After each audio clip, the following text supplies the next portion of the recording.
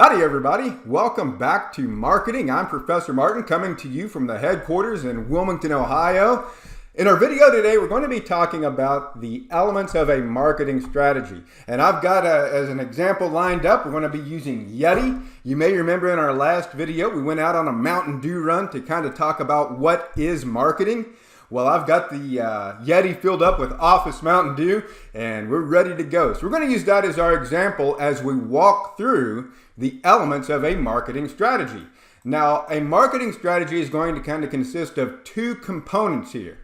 We have a target market, and we have a marketing mix, which we also refer to as the 4 Ps of marketing.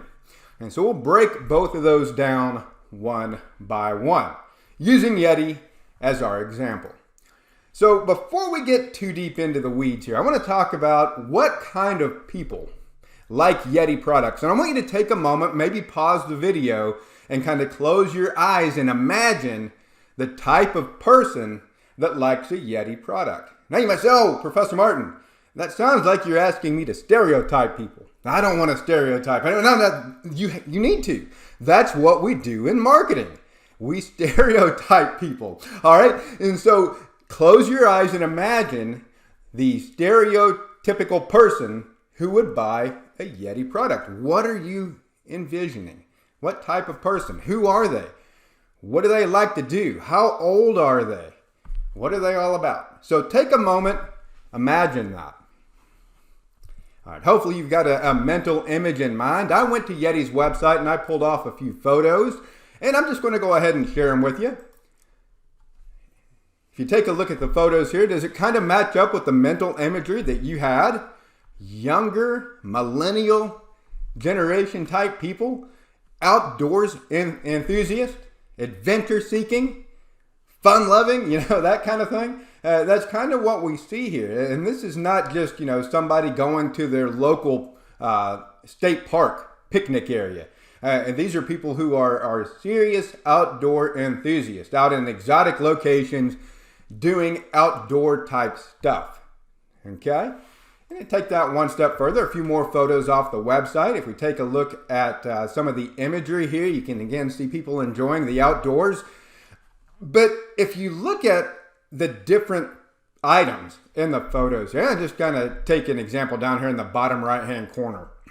We're not talking about like me taking my Coleman pop-up tent and going to the Cowan Lake State Park. We're talking about a $100,000 camper van out in some exotic location, okay? And we're not seeing imagery of me at a local picnic area with an old cooler full of Bud Light. And we have a fancy bucket full of wine here. And then again, not to beat a dead horse, but we're not seeing people on some random grill at the park cooking up bratwurst and hot dogs. We have a lady here with fancy bottled water making some kind of fancy side dish here, complete with peppers and limes and all that good stuff. So there's a kind of person that gravitates towards Yeti products. And you can kind of see in the imagery what Yeti thinks that type of person is, okay? I mentioned Coleman. Let's go to Coleman's website and take a look at the imagery there. All right, here's an image of a Coleman cooler on the Coleman website, another outdoor brand, Coleman. Obviously, we can see it's a dude. He looks like he's out at Cowan Lake here in Ohio. And he's got a bag of Kroger barbecue chips. He's got a Kroger seltzer water there and just a plain gray t-shirt, and he's just out there living his best life.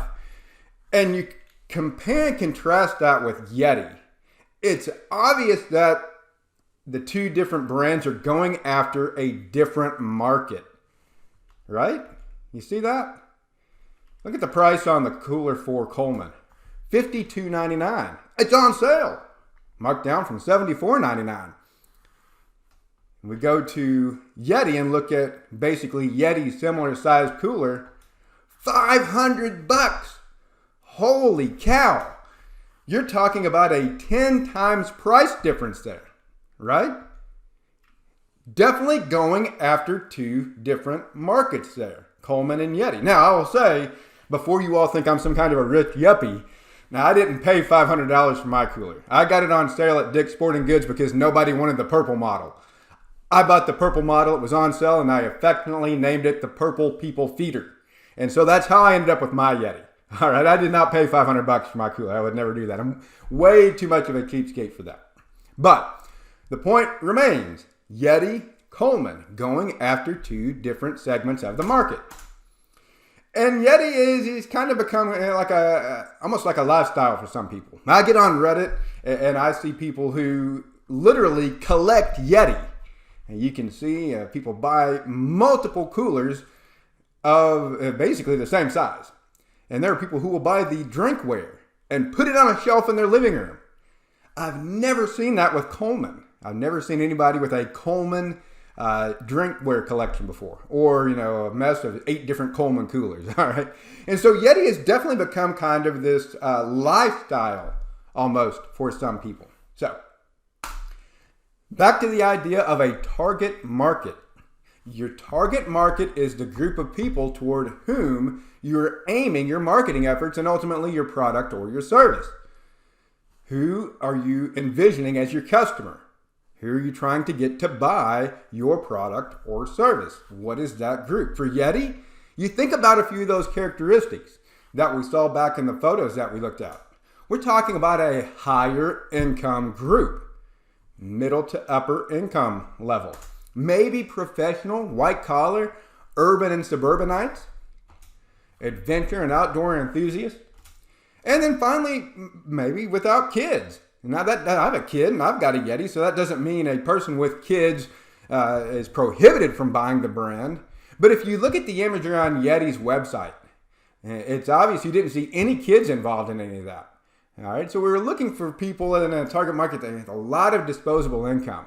Maybe that doesn't include people with kids as they're kind of targeting their marketing message out there. Again, we compare and contrast that to Coleman. You can see in Coleman, a lot of their imagery, it shows families. A little bit more budget-friendly price point and kind of a little differentiation there in their marketing efforts. So, your target market. A marketer is going to try to define their target market as accurately as possible. They really want to know who they are selling to. That's important. They need to understand the target market and be able to focus that marketing mix on satisfying that segment. The more accurately we can define the target market, the easier it is to market to them with our 4 Ps or our marketing mix. So what about those 4 Ps? What are they? A lot of people think that marketing is simply advertising or running a commercial. There's a lot more to it than that. In marketing, we have what we call the 4 Ps or the marketing mix. It involves our product, our price, our placement or distribution of the product, and then finally, the promotion of the product. The 4 Ps, you need to be really familiar with the 4 Ps. So let's take that first P, product strategy. The product strategy is going to include the product itself, obviously, how we design, how we make the product. It's going to involve the packaging of the product, the branding. It's going to involve the trademarks involved, and it's also going to involve the warranty. All of that stuff put together is part of our product strategy. Now we think about Yeti. Why in the world would somebody pay $500 for a Yeti when they could go buy a Coleman for $50? It makes no sense, right? A lot of the reasoning has to do with the product strategy. Yeti has positioned itself as a premium product. You buy it once, it lasts a lifetime. And so if you look at some of the marketing materials where they break down the product itself on Yeti's website, the Yeti cooler has T-Rex lid latches. T-Rex, you can see that's a registered trademark, a T-Rex latch. It has roto-molded construction. It has anchor point tie-down slots. It has barefoot and other trademark non-slip feet. Permafrost insulation. Vortex drainage system. All those are trademarked words and phrases there. And, to be honest with you, it's all just marketing lingo. All right? It has feet on the bottom that keep it from sliding around. But that doesn't sound too impressive. But when you say it has bare feet Non-slip feet, well, then it becomes a little bit more impressive sounding. Some of the stuff, I don't even know what it means. Roto-molded construction. You got to go to the website and figure that out. What does roto-molded mean? Well, it's a plastic forming process that produces extremely durable molds. Oh, okay. And so I'm assuming that it's better than a Coleman because they have a fancy process that makes a one-piece item. Now, another piece of marketing genius here. I'm not too familiar with roto-molded, but it's similar to how high-grade whitewater kayaks are made. Now, what they're doing is giving me mentally something to latch onto. I don't really know about kayaks, but I know that kayaks have to be able to support the weight of people in order to keep them from sinking in a lake. And so if my cooler is made the same way, then it'll probably take care of my Mountain Dew.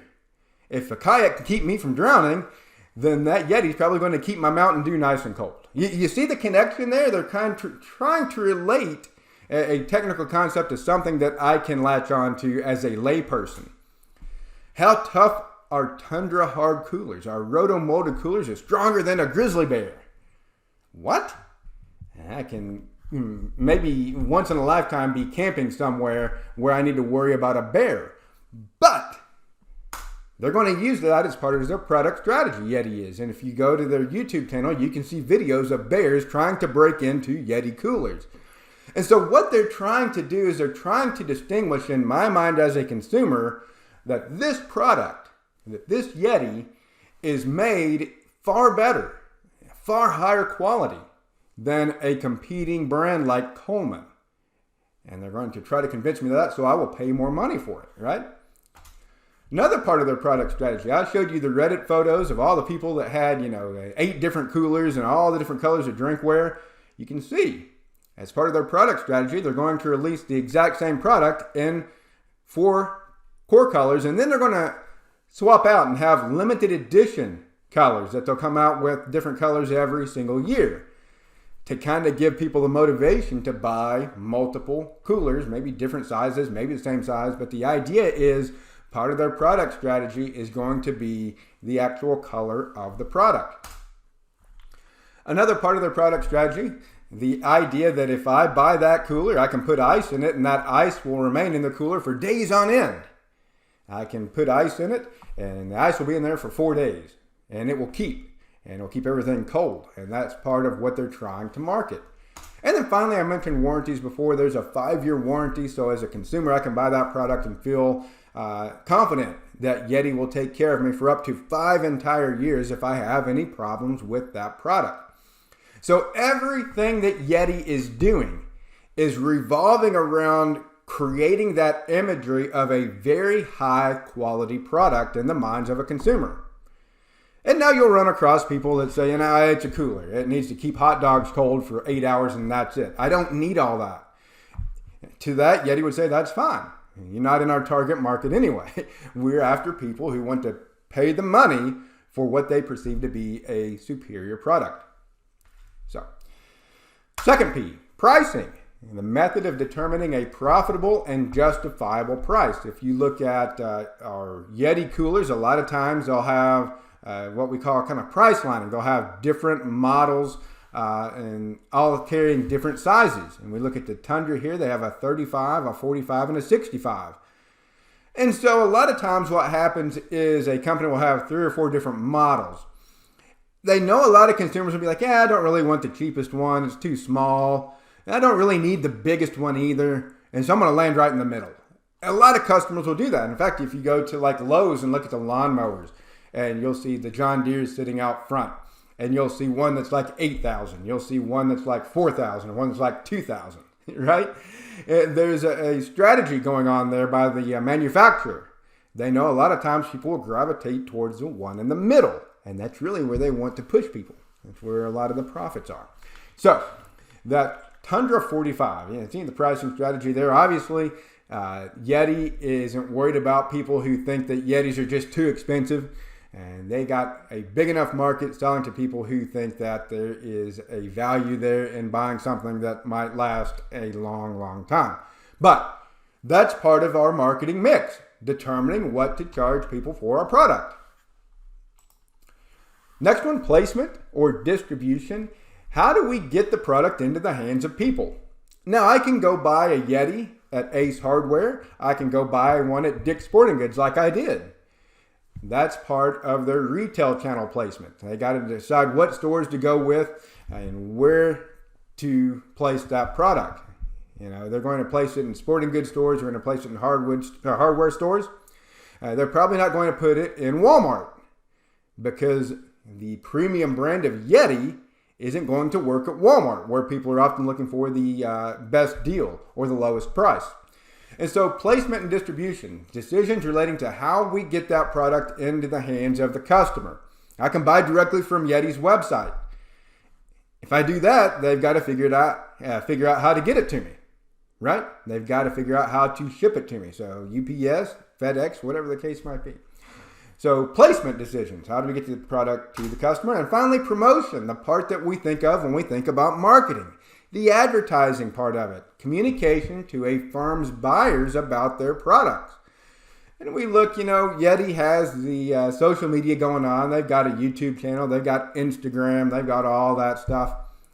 A lot of times what we see in modern advertising and modern promotion is something we call integrated marketing communications, where we have an idea and we push that exact same idea across all of our marketing channels. And so we talked about the colors. Yeti releases different temporary limited edition colors every year. And they just actually released their seasonal fall colors. They've got a purple one and kind of what they call camp green, I think. And if you look, when they released that, they send that idea across all their marketing channels, social media, email updates to their email list. They may have advertisements. They may have in-store signage at Dick's and Ace Hardware. And they may offer deals and discounts and coupons and sweepstakes and, all that good stuff. But the point is, all of these different channels are going to be pushing the message of these new seasonal colors. And so if we go to their Facebook page, meet the new Cosmic Collection. You see the hashtag right there, Built for the Wild. We see a lot of that imagery similar to what we saw earlier in the presentation. Here's our Instagram. Just dropped the Cosmic and Camp Collections inspired by Nights Under the Stars. You can see the hashtag right there. Again, very similar imagery to what we saw before. I believe the lady here is wearing a Patagonia jacket. We may keep that in the back of your mind for later on. We'll talk about Patagonia in another video pretty soon. Then we go into Dick's, and we can see Dick's Sporting Goods has a little display up in the store with the new colors on it. And so all of these different arms of our marketing channels are kind of pushing the same message. And we call that integrated marketing communications. So put it all together. That target market, who are we aiming the product at? We need to know as much about that target market as we can. What's their income? What do they like to do? Where do they live? How do they shop? All of that. We need to know all of that so we can aim our marketing mix at that target market. Product, placement, promotion, price. The more we know about that target market, the more accurately we can aim the marketing mix at that market. Okay? So, Yeti was our example. I kind of walked you through how the 4 Ps would work in the target market there. Now you give it a try. Take a product you're familiar with and then see if you can determine that product's target market and then identify their strategies for the 4 Ps. Product, price, placement, promotion. That's it for our video today. If you have any questions, as always, I'm happy to help. You can reach out to me and we'll take care of anything that you might need to know. Also, hey, we just had you do a little homework assignment here. Think about a product you're familiar with and then determine the target market in 4 Ps. If you'd like to share what you came up with, shoot me an email. I'll be interested in seeing what you came up with. Until next time, take care, everybody.